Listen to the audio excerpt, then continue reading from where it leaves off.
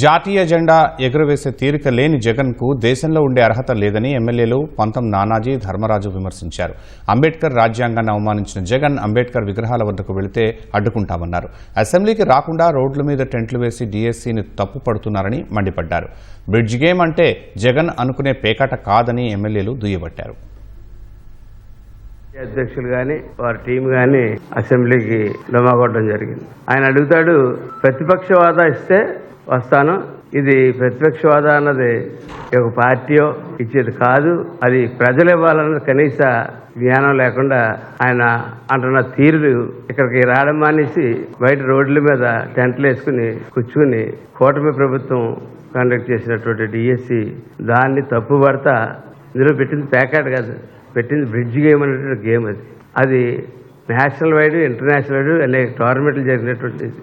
అది mind game, mind తోటి ఆడేటట్టు. August 15 రోజుని జెండా ఎగరేయాలన్నా కనీస జ్ఞానం లేదా అని చెప్పి గొడ్ల పార్టీ అధ్యక్షుడిని నేను అడుగుతూ ఉన్నాను.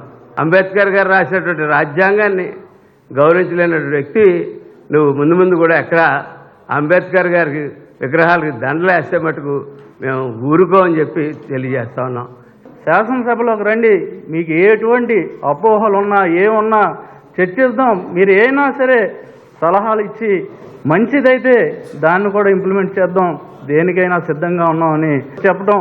అతను చాలా దారుణంగా, అంటే ఎవరైతే నేరస్తులు ఉంటారో, అక్రమాలు చేస్తారో, ఇల్లీగల్ యాక్టివిటీస్ చేస్తారో వాళ్ళని చూడటానికి అయితే అంటే ఎక్కడున్నా సరే దాని నుంచి ఇక్కడికి వచ్చి వాళ్ళందరికీ కూడా ఎంతో బలాన్ని చేకూర్చే విధంగా, అంటే రాష్ట్రాన్ని ఒక విధ్వంసం చేసేటట్టుగా ఆయన చేస్తున్నాడు తప్ప మన స్వతంత్ర దినోత్సవ వేడుకల్లో పాల్గొనడానికి రాకపోవడం చాలా దురదృష్టకరం.